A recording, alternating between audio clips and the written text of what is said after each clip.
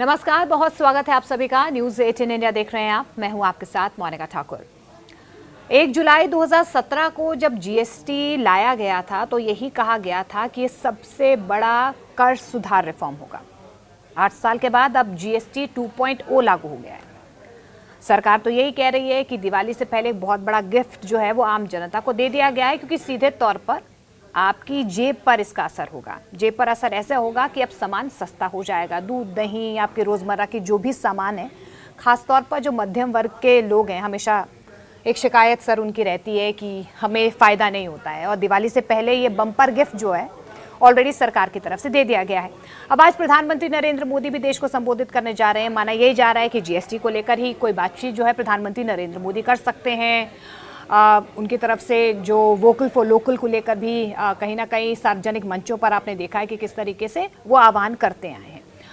लेकिन 2.0 जीएसटी 2.0 यानी कि जो 2 टैक्स स्लैब काट दिए गए हैं, जो 28 वाला टैक्स स्लैब और 12 वाला जो टैक्स स्लैब काट दिया गया है, 5 और 18 वाला बच गया है। उससे सीधे तौर पर अब कंज्यूमर को बहुत ज़्यादा फायदा होने जा रहा है।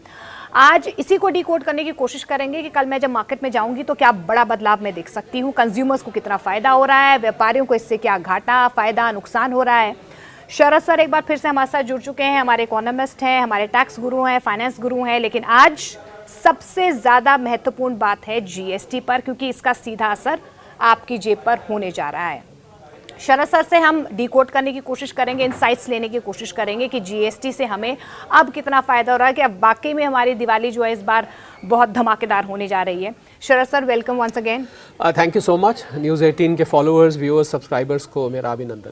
और एक बार मैं इसलिए इस बात का जिक्र भी बहुत ज़रूरी है, क्योंकि इससे पहले भी शरद सर का जो पॉडकास्ट था उसमें शरद सर बता चुके हैं हमें कि जब आप 22 तारीख को जा रहे हैं मार्केट में तो आपको क्या चीज़ें ध्यान में रखनी है, क्या चीज़ें ध्यान में नहीं रखनी है, वो भी हम समझने की कोशिश करेंगे। शरद सर, मैं मार्केट जा रही हूँ, मैं कंज्यूमर हूँ, जीएसटी 2.0 लागू हो चुका है, मैं सबसे बड़ा बदलाव कल मार्केट में क्या देखूँगी? जी हाँ, बिल्कुल। 2 तरीके से आप शॉपिंग करते हैं जीएसटी पॉइंट ऑफ व्यू से। एक शॉपिंग होती है जिसको जहाँ सामान पर एमआरपी लिखी होती है, जिसको हम मैक्सिमम रिटेल प्राइस कहते हैं। ठीक है सर। उसमें आप देखेंगे पैकेट पर, डब्बे पर, जहाँ भी वहाँ पर एमआरपी प्रिंटेड होता है, एक प्राइस उसके आगे लिखी होती है। इस प्राइस में जीएसटी इंक्लूडेड होता है। ध्यान दीजिएगा इस बात पे, जीएसटी इसमें मिला हुआ होता है। वो 5% है, या वो 18% है, या वो 40% है, या वो 0 है, उसके अंदर जीएसटी होता है।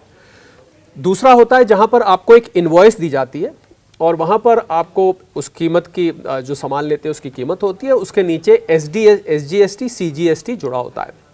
जो लोग 8 साल हो गए मोनिका जीएसटी को आए, कुछ लोगों को जीएसटी को देखने की ऐसी आदत पड़ गई है कि वो जीएसटी का शायद बेसिक स्ट्रक्चर उनको याद ना हो। बिल देख के डर जाते हैं, पहले चेक करते हैं जीएसटी, स्टेट का कितना टैक्स है, सेंटर का कितना बिल्कुल। है। तो मैं संक्षेप में बता देता हूँ। एसजीएसटी होता है, सीजीएसटी होता है, 3 तरीके के होते हैं। 2 तो ये होते हैं, मान लीजिए 18% किसी चीज पे है तो 9% एसजीएसटी दिखेगा, 9% आपको सीजीएसटी दिखेगा। एक आईजीएसटी भी होता है। आईजीएसटी होता है इंटीग्रेटेड जीएसटी। ये जब एक स्टेट से दूसरी स्टेट में बिलिंग होती है, यानी कि खरीदार दूसरे स्टेट का है, बेचने वाला किसी और स्टेट का है, और इंटर स्टेट बिलिंग की जा रही है, यानी कि सामान एक स्टेट से दूसरे स्टेट में, दोनों का एड्रेस अलग अलग है, तब आईजीएसटी होता है। खैर, ये तो रहे जीएसटी के प्रकार। अब जब हम जीएसटी की आप लेंगे सामान, तो एमआरपी वाला जो सामान है, ज़्यादा दिक्कत वहाँ पर है। दिक्कत मतलब ज़्यादा मैं कहूँगा कि मिस्ट्री वहाँ पर है, क्योंकि नवरात्रि शुरू हो गए और दिवाली आ रही है। फेस्टिव डिस्काउंट्स आपको अखबारों में, बैनर्स पर, सड़कों पर दिखेंगे फेस्टिव डिस्काउंट। अब दिक्कत ये, दुकानदारों ने क्या किया है कि जीएसटी के कट को और फेस्टिव डिस्काउंट को एक साथ मिला दिया है, मर्ज कर दिया है। तो फेस्टिव डिस्काउंट तो हर साल मिलता है। आप अगर कोई चीज़ आपको 100 रुपए की मिल रही है तो 90 की मिल जाती है कि फेस्टिव डिस्काउंट है। अब सवाल ये उठता है ग्राहक के सामने कि इसमें जीएसटी का कितना डिस्काउंट है और फेस्टिव डिस्काउंट कितना है। तो जो जीएसटी की सूची जारी की गई है जीएसटी डिपार्टमेंट द्वारा, आपने देखा होगा समय समय पर आपका चैनल भी दिखाता रहा है कि किस आइटम पर कितना हो गया। जहाँ जहाँ कन्फ्यूजन था वो कन्फ्यूजन दूर कर दिया गया। तो आपको ये देखना है कि जब आप दुकान पे सामान लेने जाएं तो एक सवाल जो आप अक्सर नहीं पूछते हैं दुकानदार से, वो आप आज से ज़रूर पूछें। उससे आप ये पूछिए कि इसमें भैया जीएसटी का कितना इफेक्ट है और आपका डिस्काउंट कितना है। ये सवाल आप पूछेंगे तो दुकानदार को ये बात बतानी चाहिए, या मैं यूँ कहूँ कि बतानी पड़ेगी। कम से कम शुरू में कुछ दिन तो उसको बतानी पड़ेगी, और सवाल हर ग्राहक पूछना चाहेगा किसी भी चीज़ पे जिस पे घटा है, मैं उदाहरण के तौर पे ले लेता हूँ, मान लीजिए जिस चीज़ पे 28 से 18 हो गया है, अब आपने मान लीजिए रेफ्रिजरेटर खरीदा है, रेफ्रिजरेटर पे पहले 28% लगता था, आपका 20,000 रुपये का रेफ्रिजरेटर है, उस पर 28% टैक्स लग गया और 28% समझिए मोटा मोटा 5600 रुपये लग गया। अब वो घट के 3600 हो जाएगा। अब आपको दिख रहा है कि 5600 और 3600 इसमें 2000 का फर्क है, और रेफ्रिजरेटर आपको वो इस टाइम दे रहा है, उसको कायदे से आपको देना चाहिए 25,600 का। मैं 5600 की बात कर रहा हूँ, पहले जो रेट हुआ करता था। अब आपको उसको देना चाहिए 23,600 का। मान लीजिए वो आपको 24,000 का दे रहा है, तो आपका तुरंत दिमाग खड़क जाना चाहिए कि अगर ये 24,000 का दे रहा है और पहले ये 25,600 का था, तो ये बाकी के पैसे पूरे के पूरे क्यों नहीं घटा रहा है।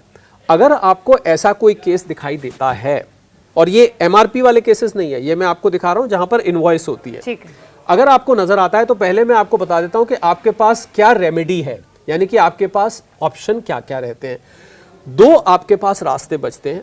एक कंज्यूमर प्रोटेक्शन एक्ट है हमारे यहाँ, 2019 में बनाया गया था, उसका एक सेक्शन 247 है, पहले भी मैंने इसका जिक्र किया था।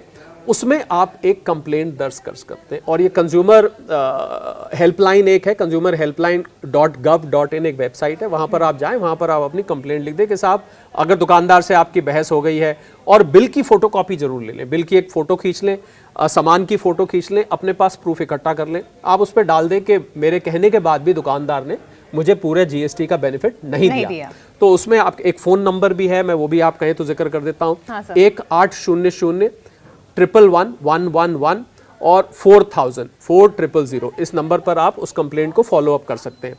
दूसरी रेमेडी सीजीएसटी एक्ट में है कि अगर आपको ऐसा लग रहा है कि किसी दुकानदार ने चालाकी करने की कोशिश करी है, जीएसटी के प्रॉफिट को जेब में डाल के ये दिखाया है कि मेरी तो कॉस्ट बढ़ गई, तो उससे आप ये पूछ सकते हैं कि ये इत्तेफाक कैसे हुआ कि 22 तारीख से आपकी कॉस्ट बढ़ गई, 22 तारीख से ही जीएसटी घटना था, तो आपकी कॉस्ट बढ़ने का दिन और जीएसटी बढ़ने का दिन एक ही दिन कैसे एक जैसे कैसे हो गया।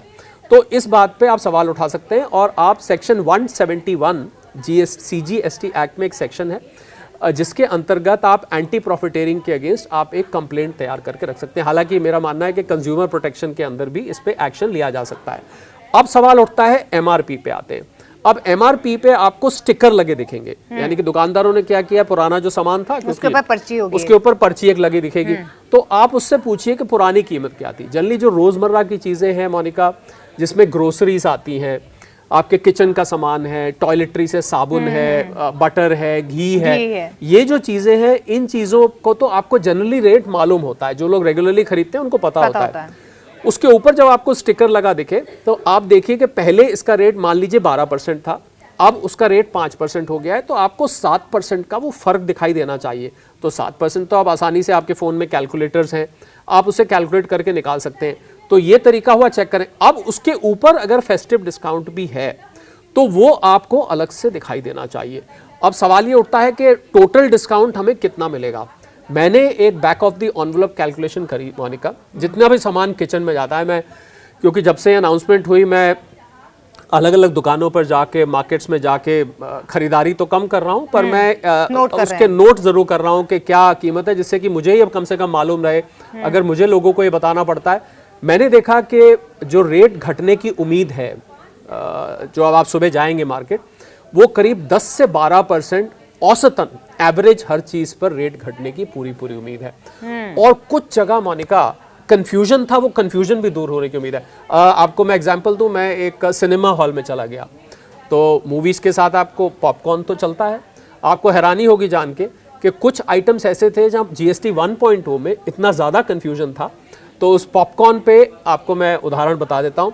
जो आप पॉपकॉर्न सीधा गिर रहा होता है मशीन में से, जब आप उसको लेते हैं बकेट में, उसमें पैकेट में लेते हैं, उस पर जीएसटी 5% था। वही पॉपकॉर्न अगर पैकेट में पैक हो जाता था, सेम पॉपकॉर्न, तो उस पर 12% हो जाता था। अब वही पॉपकॉर्न अगर कैरमलाइज्ड हो जाता था, आपने देखा होगा कुछ तो वो 18% हो जाता था। तो अब सारा कंफ्यूजन दूर करके इसको 5% कर दिया गया है। ऐसे ही लस्सी है, फ्लेवर्ड मिल्क है, जैसे फ्लेवर्ड लस्सी पे कुछ और रेट था, अब वो 5% हो गया है। ऐसे रेट चेंज हुए। फ्लेवर्ड मिल्क पर, खुले मिल्क पर कोई जीएसटी नहीं है, पर अगर उसी मिल्क में कोई रोज़ मिला दिया जाए, फ्लेवर मिला दे, बटर स्कॉच मिला दिया जाए, तो उसका रेट 12%, अब वो भी 5% हो गया है।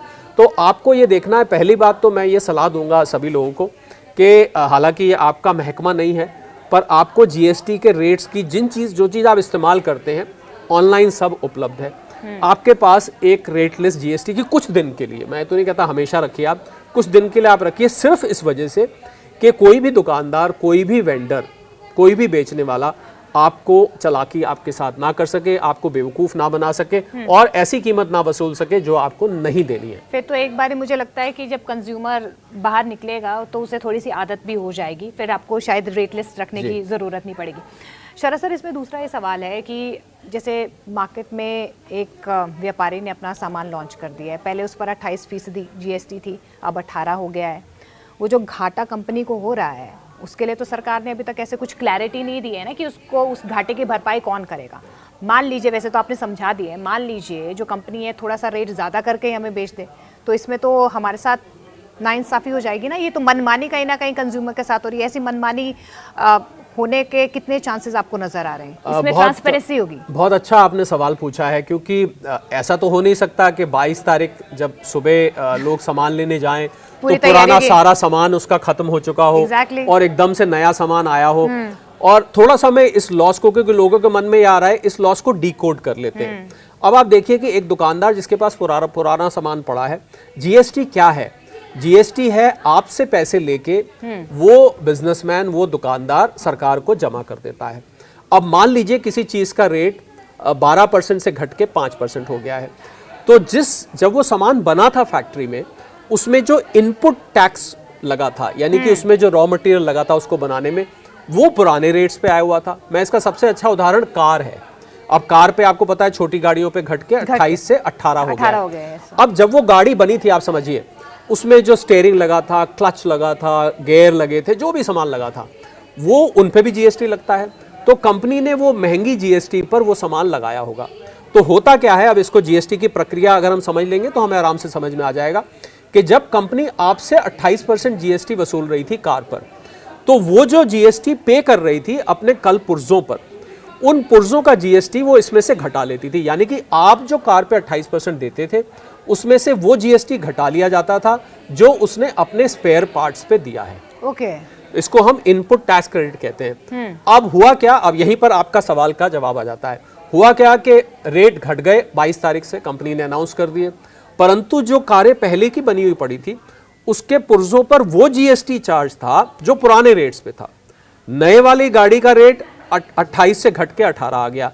अब देखिए मैथमेटिक्स कहाँ है। जब वो कंपनी इस 18 में से पुराने जीएसटी को घटाएगी तो ऐसा संभव है कि इनपुट आउटपुट से ज्यादा हो जाएगा। exactly. अगर आप उसको मैथमेटिकली लोग समझ पा रहे हैं कि आपका जो इनपुट था वो आउटपुट से ज्यादा हो जाएगा, इसको हम घाटा कहते हैं। यानी कि जो मेरा पुराना सामान पड़ा है, कंपनी को ये नहीं कि कोई कीमत में घाटा हो रहा है, कीमत तो कंपनी ने जो वसूलनी है आपसे वसूल रही है, सिर्फ जीएसटी अब कम आ रहा है। तो इसमें जो मेरी ट्रेडर एसोसिएशन से, दुकानदारों से, शोरूम से, कंपनी से बातचीत हुई है, उसमें ये निष्कर्ष निकला है।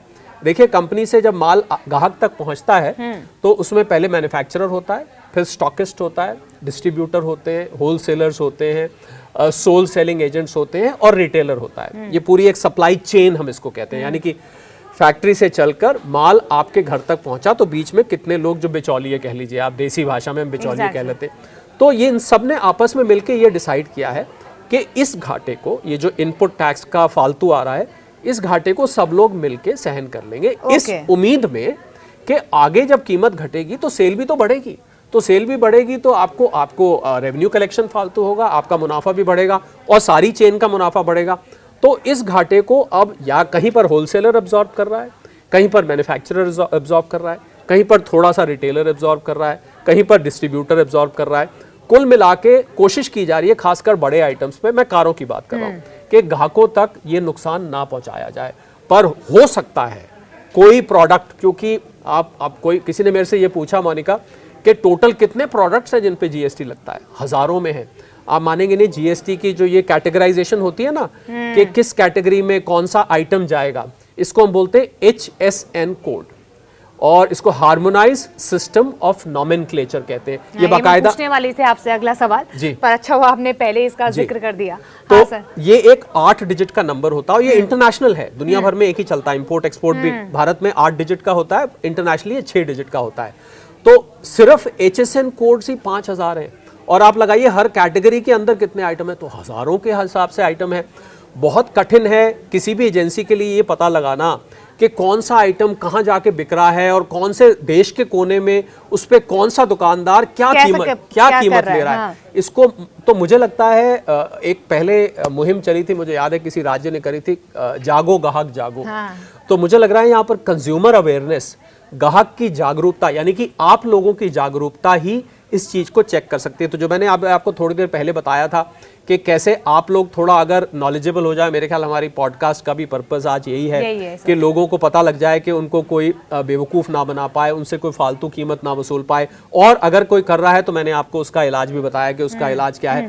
तो आपको ये ध्यान रखना है कि जो कीमत आप दे रहे हैं उसमें GST उसने कितना घटाया, सूची पास रखिए उन आइटम्स की जो आप लेने जा रहे हैं। मान लीजिए आपने शैम्पू खरीदा, मान लीजिए आपने पॉपकॉर्न की मैंने बात करी, पॉपकॉर्न खरीदा, तो अब पॉपकॉर्न पे आप 5% देंगे, ना कि कैरामलाइज पॉपकॉर्न जो पहले 18% पे मिलता था। और मैंने देखा मोनिका के एक और इंटरेस्टिंग बात जो मैं बताना चाहूँगा कि मान लीजिए 28 से 18 हुआ है किसी आइटम पे, आपको हैरानी होगी जान के, अगर हम फेस्टिव डिस्काउंट को एक तरफ भी निकाल दें तो करीब 12-13% का फर्क पड़ रहा है। अब आप सवाल ये पूछ सकते हैं कि अगर GST तो 10% घटा है तो भला ये दुकानदार मुझे 12-13% कैसे कम प्राइस करके दिखा रहा है, या ये कंपनी मुझे 12-13 क्यों कम दे रही है। फेस्टिव सीजन को अभी मैंने एक तरफ रखा है, वो इसलिए कर पा रहा है क्योंकि उसकी जो इनपुट कॉस्ट है, जिसका मैंने अभी आपको बताया, उस इनपुट कॉस्ट पे भी तो उसको फायदा हुआ है ना, तो वो फायदा भी आपको पहुंचा रहा है। तो औसतन हैरान मत होइएगा अगर आपको 10% GST घटाए पर कीमत आपको 12-13% घटी नजर आ रही है, तो हैरान मत होइएगा। इसका मतलब वो कंपनी अपनी इनपुट पे जो उसको फायदा हुआ है उसका भी कुछ परसेंटेज आप तक पहुंचाना चाहती है। और सच बात तो ये है मोनिका, मैंने देखा कि जिन प्रोडक्ट्स पर कंपटीशन बहुत ज़्यादा है वहाँ पर ये हेरा फेरी होने के चांस कम है। हेरा फेरी से मेरा मतलब है कि ग्राहकों से फालतू वसूल लिए जाएं। जहाँ कंपटीशन नहीं है और जहाँ पर लोग आंख बंद करके सामान उठा लेते हैं, वहाँ पर थोड़ा सा हो सकता है कहीं कोई, अब इतना, वैसे मैंने कहा इतना बड़ा देश है, इतने सारे प्रोडक्ट्स हैं, कोई किसी के मन में शरारत आ जाए, तो ग्राहक की जागरूकता ही इसका हल है। ये तभी शरद सर कह रहे हैं ना कि जागो ग्राहक जागो, लेकिन अब जिस हिसाब से सर ने एक्सप्लेन किया है, मुझे ऐसा लग नहीं रहा है कि इस बार हमारी दिवाली थोड़ी फीकी होगी, मीठी ही होगी। कंज्यूमर के हाथ में तो दोनों हाथों में लड्डू ही नज़र आ रहे हैं। अच्छा सर, आपने ये बहुत अच्छी बात कही, आपने कहा कि कंज्यूमर कहीं कंफ्यूज ना हो जाए। अब आप किसी भी हाइपर स्टोर चले जाओ सर जी, वहाँ पर बहुत बार आपने देखा है डिस्काउंट्स तो चलते ही चलते हैं, अब नया GST भी वहाँ पर शुरू हो जाएगा। उस बीच हम बहुत सारा सामान भी देखते हैं जो कंज्यूमर्स को ल्योर करने के लिए बहुत सारी चीज़ें रखी होती है, यानी कि हम लिस्ट तो बना के लेके जाते हैं घर से कि ये 10 सामान लेने, लेकिन हम 15 सामान ले लेते हैं सिर्फ इस वजह से कि चलो यार डिस्काउंट में मिल रहा है, हम ले लेते हैं। और सरकार का भी कहीं ना कहीं यही मोटिव है कि जो लोग हैं वो ज़्यादा से ज़्यादा बाहर जाएं, खरीदारी करें, ताकि व्यापारी को वो घाटा ना हो कि जो GST कम करने के बाद हुआ है। लेकिन सर मैं ग्राहक के पॉइंट ऑफ व्यू से समझना चाहूँगी, उसकी सेविंग तो एक, अगर मैं कहूँ तो मेरे पास सेविंग तो एक ही है ना सर, जैसे जितना मेरे पास सेव होगा मैं उतना ही खर्चूंगी ना, मैं उससे ज़्यादा तो नहीं खर्चूंगी। तो इससे कैश फ्लो कैसे बढ़ेगा, या खरीदारी जो ग्राहकों की है वो ज़्यादा कैसी होगी? अगर ये आप थोड़ा सा डिकोड और समझाने की हमें कोशिश करें कि ज़्यादा खरीदारी कैसे होगी, क्योंकि सरकार तो ये कह रही है कि सस्ता हो गया सामान, लोग तो बहुत खरीदेंगे। बहुत अच्छा सवाल आपने पूछा है, क्योंकि इससे पहले मैं आपको ये बता दूं, एक टर्म आया था श्रिंकफ्लेशन। आपने डिपार्टमेंटल स्टोर्स की बात करी, श्रिंकफ्लेशन था कि जब कीमतें बढ़ती हैं तो कंपनीज क्या करती है, पैकेजिंग छोटी कर देती है, 100 ग्राम की बजाय 80 ग्राम। मैगी 10 की होगी लेकिन वो कम हो गई। हाँ, वो कम हो गई। कुछ जगह ऐसी भी उम्मीद करी जा रही है कि इस GST का फायदा पहुंचाने के लिए श्रिंकफ्लेशन का उल्टा होता है ग्रोफ्लेशन। ग्रोफ्लेशन का मतलब है, हो सकता है वो पैकेजिंग बढ़ा दे। मैं आपको उदाहरण देता हूँ, जैसे मिनरल वाटर की बोतल आती है। अब ऐसा माना जा रहा है कि मिनरल वाटर की बोतल जो 20 रुपए की आपको मिलती है, शायद इसकी वजह से 1 लीटर वाली वो 19 रुपए की हो जाए। अब है क्या, मुझे किसी कंपनी ने बताया कि साहब 19 रुपए लेने देने मुश्किल होंगे, हालांकि आजकल UPI से पेमेंट होती है पर 19 रुपए बड़ी ऑड से फिगर होगी। हो सकता है हम थोड़ी सी क्वांटिटी पानी की बढ़ा दें, यानी कि बॉटल का साइज बड़ा कर दें और 20 का ही दे दें। ये चांस हो सकता है। हो सकता है। तो ये तो एक बात रही। अब आपने जो दूसरी बात पूछी है वो ये है कि लोगों को फायदा कहाँ से हो और लोगों को किस प्रकार से फायदा होगा, लोग किस प्रकार खरीदेंगे। एक सर्वे मैंने किया, मैंने देखा कि अगर आप 50,000 रुपए में से 30,000 रुपए अपने घरेलू सामान पर खर्च कर रहे हैं या 20,000 कर रहे हैं, और मान लीजिए किसी ऐसे कदम की वजह से आपका अब उस 30,000 की बजाय 27,000 रुपए खर्च हो रहा है, मैंने 10% कम कर दिया, क्योंकि मेरा ऐसा मानना है कि 10% औसतन लोगों को बचेगा। तो एक सर्वे ये कहता है कि 80% लोग, 80% ध्यान दीजिएगा, यानी 100 में से 80 लोग, नॉर्मली आपको आदत पड़ी हुई है 50,000 में से 30,000 खर्च करने की। नॉर्मली लोग क्या करेंगे कि यार 30,000 तो खर्च होता ही है, कुछ सामान और ले लो, कोई फालतू चीज़ ले लो, बेहतर ब्रांड ले लो, जो सामान पहले नहीं लेते थे वो ले लो, और किसी और के लिए गिफ्ट खरीद लो। 80% लोग तो यही करते हैं, यानी कि वो 30 का 30 ही रहेंगे। तो इसलिए सरकार ने ये कहा कि आप ये डिमांड बढ़ेगी, कंजम्पशन इससे बढ़ने वाली है। बाकी के 20% क्या करते हैं? बाकी के 20% में से कुछ लोग क्या करते हैं, उसको बचा लेते हैं। कम है हालांकि, खासकर जो यूथ है उसमें ऐसे कम लोग हैं, वो कम बचाते हैं। कुछ लोग बचा के उसको बाकायदा एक अकाउंट में इकट्ठे करते जाते हैं उस पैसे को, और उसको कल को घूमने फिरने में यूज़ कर लेंगे। और इस परसेंटेज में एक थोड़ी सी वो परसेंटेज है जो इसको बचा के कहीं निवेश भी कर देते हैं, इसको इन्वेस्ट भी कर देते हैं। कुछ लोग सेविंग्स बना देंगे, कुछ अपनी SIP का साइज बढ़ा देंगे, कुछ लोग इसको बचा के किसी अपने भाई बहन को, माता पिता को गिफ्ट कर देते हैं, बचा के ये लो आप रखो अपने पास। पर 80% लोग अमूमन, और आपने बिल्कुल ठीक कहा, डिपार्टमेंटल स्टोर में जब आप जाते हैं ना, एक के साथ तो, एक फ्री, तो जब आप काउंटर्स का एक चक्कर मारते हैं तो कुछ ऐसा है वहां पर कि वो सामान आपको बुलाता है, आओ मुझे खरीदो, आओ मुझे खरीदो। ऐसा लगता है उसमें से एक आवाज आ रही है कि मुझे उठा लो बस। हाँ। तो बिल्कुल ठीक बात है, आप जो नहीं भी लेने जाते हैं वो सामान भी आप लेके आ जाए। तो आप सोचिए, अभी GST जब ये रिफॉर्म नहीं आया तब भी आप ऐसा करते हैं, तो अगर GST की रिफॉर्म आ गई और एक के साथ एक फ्री, या आपको उसका साइज बड़ा दिखाई देने लगा, या आपको ऐसी चीज दिखाई देने लगी भाई अब तो मेरे पैसे कम खर्च हुए हैं तो क्यों ना मैं थोड़ा सामान और ले लूं, इस उम्मीद में ये कहा जा रहा है कि ये कंजम्पशन को बढ़ाएगा, ये डिमांड को बढ़ाएगा, और इससे ओवरऑल अर्थव्यवस्था का भी फ़ायदा होने वाला है, क्योंकि GDP को भी रफ्तार मिलेगी। अलग अलग मंत्री जो हैं सरकार के अलग अलग बयान दे रहे हैं। अभी वित्त मंत्री महोदया ने कहा कि 2 लाख करोड़ शायद GDP में एडिशन हो। उससे पहले अश्विनी वैष्णव साहब हैं, उन्होंने कहा था कि शायद 20 लाख करोड़ तक हो। तो ये सब अभी अनुमान है, ये डिपेंड करेगा कि स्पेंडिंग पैटर्न्स कैसे हैं लोगों के, कहाँ वो लोग ज़्यादा खर्च कर रहे हैं। क्या वाइट गुड्स ज़्यादा बिक रहे हैं, जिनको हम AC, refrigerator, television, dish washer, या रोज़मर्रा की चीज़ें। पर मुझे लग रहा है कि ओवरऑल मिक्स होने वाला है लोगों की ओवरऑल कंजम्पशन। पर मैं एक सतर्क जरूर करना चाहूँगा सबको, कहीं ऐसा ना हो कि आप भाव में आके और GST की उम्मीद में पता लगे GST तो 10% कम हुआ, आपका खर्चा 25% बढ़ गया, और कहीं आपका घरेलू बजट ना बढ़ जाए। अच्छा मोनिका, एक और मजेदार बात, कुछ आइटम्स ऐसे हैं जो शायद किसी ने नहीं बताया, जिनके रेट बढ़ भी रहे हैं। हाँ, मैं बोलने वाली थी कि आप ये भी तो बताइए ना, घट ही रहा है, बताइए कि IPL के टिकट महंगे हो जाएंगे। बहुत कम ऐसी आइटम है, वगैरह सब महंगे हो जाएंगे। आइटम बहुत कम है। देखिए तंबाकू और इसकी तो मैं बात नहीं करता, क्योंकि ये डीमेरिट गुड्स हैं, सिन गुड्स हैं, 40% कैटेगरी में चले जाएंगे। पर कुछ जरूरी सामान, 2500 रुपए से ऊपर का कपड़ा, वो महंगा हो गया, जिस पे पहले 12% लगता था, अब 12% का तो स्लैब खत्म हो गया, वो 18 में चला गया है। फुटवेयर, आप ऐसा कोई शू खरीदने जा रहे हैं, हालांकि सरकार का ये मानना है कि अगर 2500 रुपए ऊपर का कोई शू खरीद रहा है तो वो फिर मिडिल क्लास में नहीं आता है, क्योंकि अगर आप 2500 का शू अफोर्ड कर सकते हैं तो हमारा, हाँ, तो फिर इसका मतलब आप दे सकते हैं, तो वो 18% में जा रहा है। इसके अलावा एरिएटेड ड्रिंक्स वो 40% में जा रही है। तो अगर आपको आपकी फेवरेट कोक, पेप्सी वगैरह महंगी होती दिखे तो हैरान मत होइएगा, क्योंकि वो ऐसी चीज़ है जो डीमेरिट को कैटेगरी में डाली जाती है, लग्जरी कैटेगरी में डाली जाती है, सिन कैटेगरी में जाती है। हालांकि इसमें कुछ आइटम ऐसे भी हैं, महंगी गाड़ी, कोई मुझे परसों मिला, उन्होंने 80 लाख रुपए की गाड़ी खरीदी, तो वो गाड़ी पहले 52% उस पर GST लग रहा था, अब क्योंकि सेस उस 28 प्लस सेस था, अब वो घट के 40 हो गया।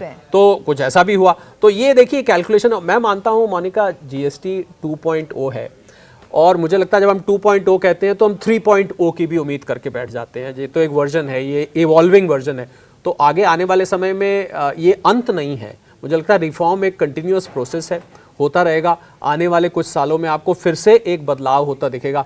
पर ये ज़रूर है कि जीएसटी टेस्ट और क्या करते हैं, नमक ऐसी चीज़ होती है मोनिका कि आप जब टेबल पे खाना होता है तो कहीं दिखता नहीं है, पर अगर ज़रा सा भी कम ज़्यादा हो जाए तो टेस्ट ज़रूर बिगाड़ देता है बुरी तरह से। तो इसलिए मुझे लग रहा है जीएसटी ऐसी ही चीज़ है, आप जब सामान खरीदते हैं खासकर एमआरपी वाला दिखता नहीं है, पर जब वो घटेगा या बढ़ेगा तो आपको तुरंत पता लग जाएगा। इसीलिए शायद हम आज ये बातचीत कर रहे हैं कि आपको पता लगे और आपकी पूरी भरपूर बचत हो। पर बचत होगी ये तो मैं गारंटी आपको दे सकता हूँ, जितना खरीदारी करेंगे उतनी बचत होगी, जितना आप खर्च करेंगे उतनी बचत होगी। अच्छा सर, मेरे को ये भी समझाइए कि क्या इसको हम ट्रंप के टैरिफ के साथ भी जोड़ कर दे सकते हैं, क्योंकि आपने कहा कि इकोनॉमी बूस्ट होगी, जीडीपी बूस्ट होगा, जिस तरीके से वित्त मंत्रालय से भी अलग अलग बयान भी सामने आ रहे हैं। क्या वाकई में ही कंपनसेट करेगा जो टैरिफ से हमें थोड़ा सा जो घाटा हो रहा है हमारी मार्केट को, क्या ये कंपनसेट करेगा जो अगर हम ज़्यादा खरीदारी करेंगे या कंज्यूम करेंगे या जीएसटी रिफॉर्म्स में जो भी बदलाव देखा गया है? देखिए जीडीपी बढ़ेगी ये तो पक्का है।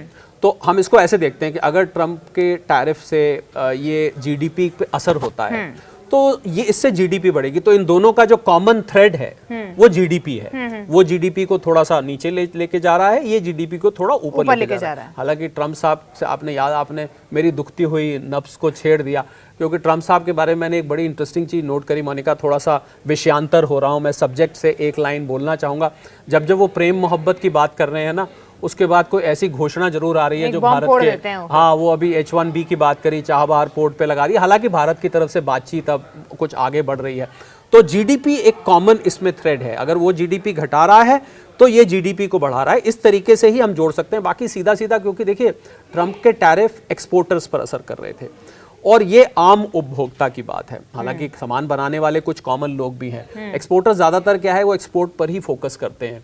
तो अब उनको भारत का सामान बनाने का कहे, प्रधानमंत्री जी बोलने जा रहे हैं, शायद मेरे ख्याल वोकल फॉर लोकल पर बोलेंगे कि जहाँ एक भारतीय का खून पसीना बहा है उस सामान को आप जाके खरीदिए। और मुझे लगता है कि ये जो प्रधानमंत्री जी की बात है, ये निर्भरता ना हमें बहुत चुभ रही है। पहले इंपोर्ट की निर्भरता चुभी, आपको याद होगा जब कोविड के बाद उन्होंने आत्मनिर्भर का नारा दिया, जो हम चीन से $100 बिलियन का डेफिसिट है। अब हमें एक्सपोर्ट की निर्भरता चुभी जब ट्रंप साहब ने कहा। हाल में हमें H1B की निर्भरता, यानी कि हमारी नौकरी के लिए जब हम निर्भर हो गए। जहां भी निर्भरता है फॉरेन लैंड पे, वो कहीं ना कहीं हमें चोट पहुंचाती है, दर्द पहुंचाती है। मुझे लगता है प्रधानमंत्री जी इस आत्मनिर्भरता को अब एक वाइडर पर्सपेक्टिव में देख रहे हैं। आप दुनिया के हो जाइए, ग्लोबल हो जाइए, पर निर्भरता मत रखिए। दुनिया भर को एक्सपोर्ट करिए, trillions and trillions of dollar करिए, पर निर्भर मत हो जाइए। मुझे लगता है ऐसा संदेश वो देना चाहते हैं। बिल्कुल लग ही रहा है, यही संदेश जो है आज प्रधानमंत्री नरेंद्र मोदी दे सकते हैं।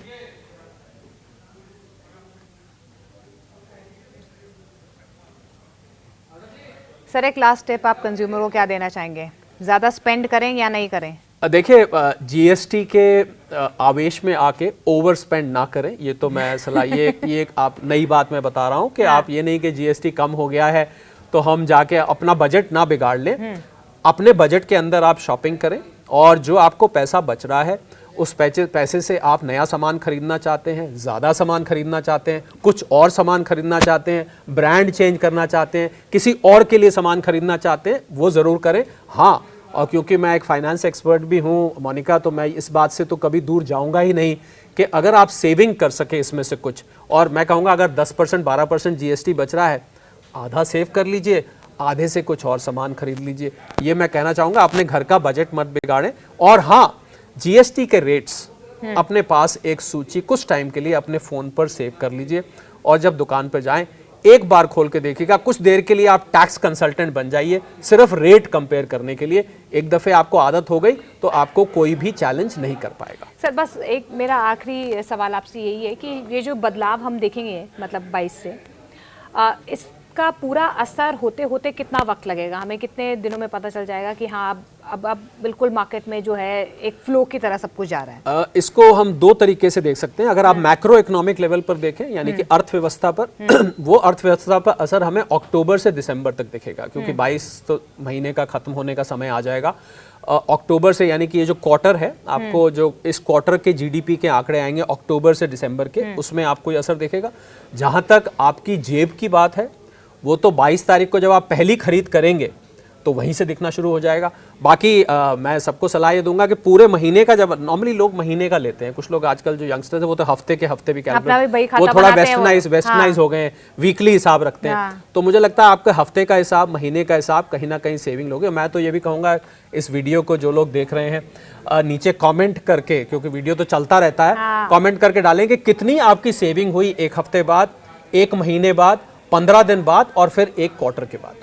बिल्कुल कमेंट करके हमें बताइए इस पॉडकास्ट में कि आपने क्या क्या सेव किया है। शरद सर के जो टिप्स आपको मिल रहे हैं, क्या उनका फ़ायदा आपने उठाया, और कहीं भी किसी भी कंपनी व्यापारी की तरफ से अगर आपको लगता है कि कोई मनमानी कर रहा है तो जो हेल्पलाइन नंबर शरद सर ने आपको बताए हैं उन पे आप कॉल कर सकते हैं। देखिए, आपको जागना है, सतर्क रहना है, और जितनी स्पेंड करना उतना ही आपको सेव भी करना है। Thank you so much Sharad sir for joining us. Thank you so much. आप देखते रहिए न्यूज़ 18 इंडिया। नमस्कार।